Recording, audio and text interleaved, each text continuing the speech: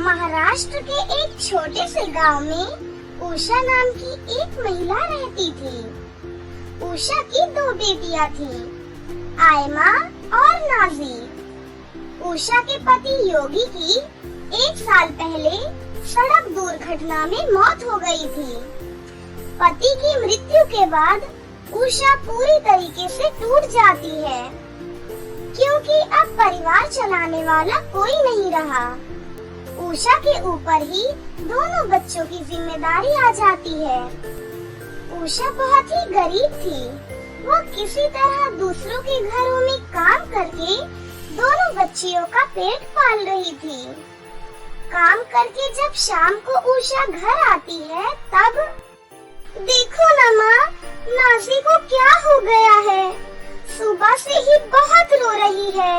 Nazi बेटा, क्या हुआ तुम्हें?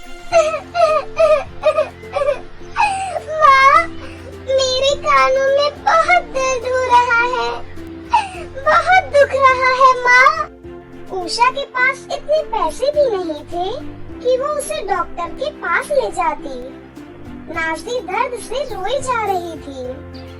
अगले दिन किसी ने उषा को बताया कि गेंदे के फूल के रस को कान में डालने से कान का दर्द खत्म हो जाता है। उषा जंगल से गेंदे का फूल ढूंढ कर लाती है और नाज़ी के कानों में डाल देती है। उससे नाज़ी को थोड़ा आराम मिलता है। आयमा, अब तुम नाज़ी का ध्यान रखो।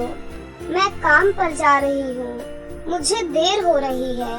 तभी नाज़ी फिर से रोने लगती है। माँ, मुझे छोड़कर मत जाओ माँ, आज मेरे पास ही रहो ना माँ। नहीं बेटा, मुझे जाने दो, मैं जल्दी आ जाऊंगी। आते हुए मैं तुम्हारे लिए जलेबी लेकर आऊंगी। तब तक दीदी के साथ खेलो। उषा किसी तरह नाज़ी को मनाकर हवेली पर पहुंचती है। क्यों रे उषा, ये कोई टाइम है तेरे आने का? आजकल तो रोज ही लेट आ रही है। लगता है तेरे काम करने का मन नहीं है। नहीं नहीं मालकिन, ऐसा मत कहिए। वो मेरी बेटी की तबीयत खराब थी, इसलिए देर हो गई। माफ कर दो मालकिन। अच्छे से जानती हूँ तुझ जैसी औरतों को। काम मांगते टाइम तो बड़ी बड़ी बातें करती हो और काम मिलते ही बहाने बनाने चालू कर देती हो। चलो अब जल्दी से पूरी हवेली की सफाई कर दो। उषा अपने कामों में लग जाती है। उषा जीने पर झाड़ू लगा रही होती है, तभी उसका पैर फिसल जाता है और वो गिर जाती है। उषा के पैरों में मोच आ जाती है। हाय राम, मेरा पैर। उषा के पैरों में बहुत ही तेज दर्द हो रहा था। वो अपने पैरों को पकड़कर वहीं पर बैठ जाती है। तभी उधर से मालकिन आ जाती है। लगता है तुझे मेरी बात समझ नहीं आ रही। तुझे मैंने झाड़ू लगाने को बोला तो तू यहाँ पर बैठकर आराम फरमा रही है। चल निकल जा यहाँ से। तुझ जैसी नौकरानी हमें नहीं चाहिए। चल जल्दी निकल। मालकिन, ऐसा मत करो मालकिन, मैं कहाँ जाऊंगी? मेरे 2 छोटे छोटे बच्चे हैं मालकिन, उन पर तरस खाओ। मुझे काम से मत निकालो मालकिन। मैंने तेरे इन सब चीजों का ठेका नहीं ले रखा है। अब जा यहाँ से, किसी और के पास जाकर रो। उषा बहुत ही दुखी मन से रोते हुए घर आ जाती है। तभी नाज़ी बोलती है, माँ, मेरी जलेबी कहाँ है माँ? आपको पता है, मुझे सुबह से बहुत भूख लगी थी। दीदी से मैंने खाना मांगा तो दीदी ने मुझे खाना नहीं दिया।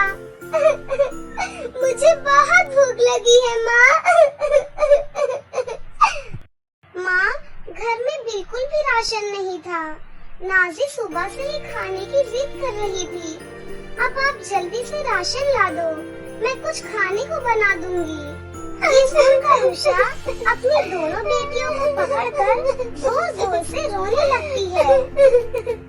मुझे माफ कर दो बच्चों, मैं तुम दोनों के लिए कुछ नहीं कर पा रही हूँ। मालकिन ने मुझे काम से भी निकाल दिया। अब मैं तुम दोनों के लिए खाना कहाँ से लाऊंगी? तभी आयमा की नजर अपनी माँ के पैरों की तरफ जाती है। माँ, ये आपके पैरों में चोट कैसे कैसे लगी? कितना खून निकल रहा है। रुको, मैं जंगल से पत्ते तोड़कर लाती हूँ दवाई के लिए, और उधर जंगल से ही कुछ फल भी तोड़कर ले आऊंगी। आज वही खाकर सो जाएंगे। आयमा जंगल में दवाई और फलों की तलाश में काफी दूर तक चली जाती है, लेकिन आयमा को जंगल में एक भी फल नहीं मिलता। तभी आयमा की नजर एक घायल हिरन पर जाती है। ओह प्यारे हिरन, तुम्हारे पैरों में तो बहुत सारे कांटे चुभ गए हैं। रुको, मैं तुम्हारे कांटों को निकालने में मदद करती हूँ। आयमा हिरन के पैर से सारे कांटे निकाल देती है। कांटे निकाल देने के बाद हिरन बिल्कुल ठीक हो जाता है। तुमने मेरी मदद की प्यारी लड़की।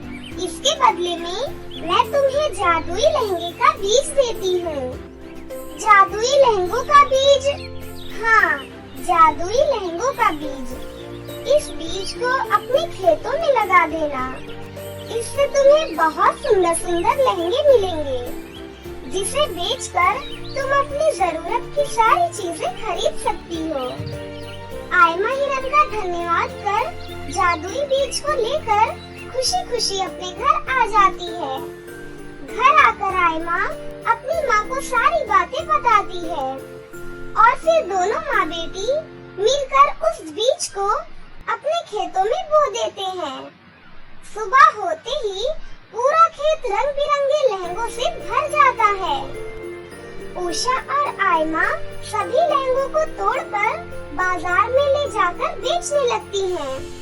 लहंगे इतने सुंदर होते हैं कि देखते ही देखते उनके सारे लहंगे बिक जाते हैं। माँ, आज तो बहुत अच्छी कमाई हो गई।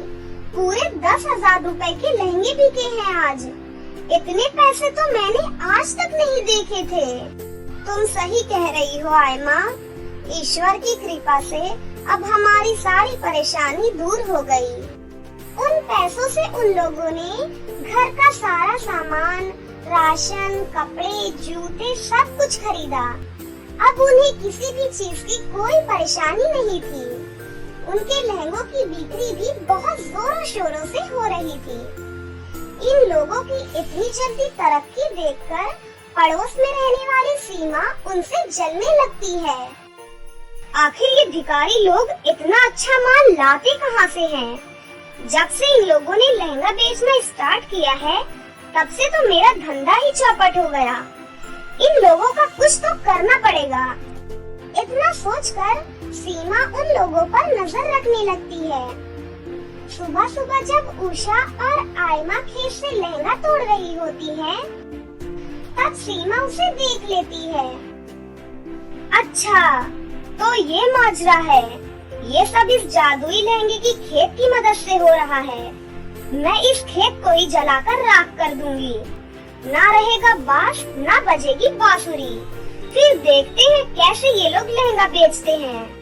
सीमा एक रात मौका देखकर लहंगे के खेतों में पहुंचकर एक मशाल लेकर खेतों में फेंक देती है। अब आएगा मजा। इतना बोलकर सीमा जैसे ही घर की तरफ आने के लिए मुड़ती है, वो आग की मशाल सीमा की तरफ बढ़ने लगता है। अरे, इसको क्या हो गया? ये मेरी तरफ कैसे आ रहा है? भागो रे भागो! सीमा भागने लगती है, लेकिन वो आग का मशाल उसका पीछा नहीं छोड़ता है। मुझे माफ कर दो, मुझसे गलती हो गई।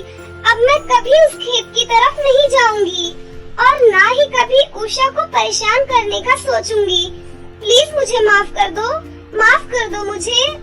ठीक है, अगर तुमने दोबारा उषा को परेशान करने की कोशिश की, फिर मैं तुम्हें इसी आग में जलाकर राख कर दूंगा।